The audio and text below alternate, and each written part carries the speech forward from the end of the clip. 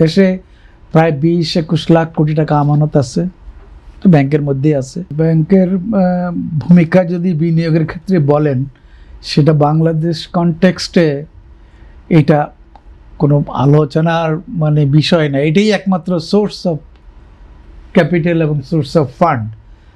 কারণ আমরা যদি আলোচনা আরও সামনের দিকে আগাই, তাহলে আমরা বুঝতে পারবো যে আসলে এই কথাটাই আজকে সারাক্ষণ আলোচনার মধ্যে থাকবে। কারণ হচ্ছে আপনি প্রথমত ব্যাংকের ভূমিকাগুলো ব্রডলি একটু দেখেন।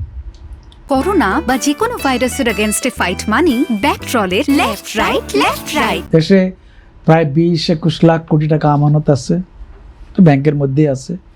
17 থেকে 18 লাখ কোটি টাকা টোটাল লোন, সেটা এই ব্যাংকের মাধ্যমেই হচ্ছে।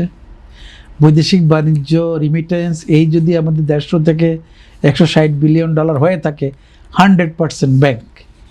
ফলে কার্যক্রম এবং এর প্রেক্ষিতে যে ইম্প্যাক্ট, সেটা এমপ্লয়মেন্ট, সেটা সরকারের এই যে ব্যাংক লাভ করলে যে ট্যাক্স, কর্পোরেট ট্যাক্সের সোর্স, এর সর্বক্ষেত্রেই ব্যাংকের এই বিচরণটা আছে। আর আপনি আজকে যদি শুধু বিনিয়োগের মধ্যে ব্যাংকে লিমিট করেন, তাহলে বলতে হবে যে বাংলাদেশে সোর্সেস অফ ফান্ড, বিনিয়োগ মানে তো পুঁজি, চালান, ক্যাপিটাল যেটাই আমরা বলি, সেটা একটা জায়গা থেকে আসতে হবে।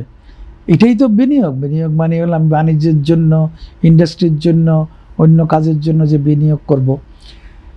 আমাদের বিনিয়োগের ব্রড সোর্সগুলো হচ্ছে ব্যাংক, অথবা ক্যাপিটাল মার্কেট, অথবা বন্ড, অথবা এফডিআই থেকে আরম্ভ করে যত ধরনের বিদেশি সোর্স অফ ফান্ড থাকে। এই যে বিষয়গুলো, এই ক্ষেত্রগুলো ব্যাংক ছাড়া বাকিগুলো খুবই সামান্য এবং সংকুচিত। আমাদের বন্ড মার্কেটটা এখনও ওই রকম সেকেন্ডারি মার্কেটের লেনদেন হয় না বলে অত বড় হয় নাই। প্রাইভেট বন্ডের সংখ্যা খুব কম। ব্যাংকগুলো ইদানিং এটা ছেড়ে তাদের ফান্ড সংগ্রহ করছে। আর ক্যাপিটাল মার্কেটের কথা যদি বলেন, জিডিপির কত পার্সেন্ট ক্যাপিটাল মার্কেট হওয়া উচিত, একটা থ্রেশহোল্ড আছে। আমাদের দেশে সেই পরিমাণটা অনেক নিচে।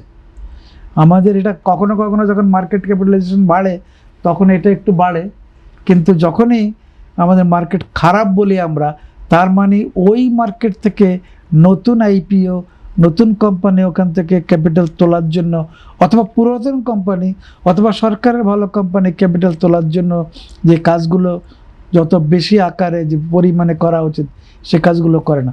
ফলে আপনার প্রথম যে কথাটা, যে বিনিয়োগ বাড়াতে ব্যাংকের ভূমিকা, বাংলাদেশে বিনিয়োগ বাড়াতে 100%ই ব্যাংকের ভূমিকা ছিল। পরবর্তী সময়ে লোন বা এগুলো নিয়ে আমরা যে কথাগুলো প্রসঙ্গে আপনি টানলেন, সেটা আমরা আলাপ করব। তো প্রাথমিকভাবে আমার ইমপ্রেশন যেটা হচ্ছে, সেটা হচ্ছে যে এখনও পর্যন্ত ক্যাপিটালের একমাত্র সোর্স ব্যাংকিং সেক্টর।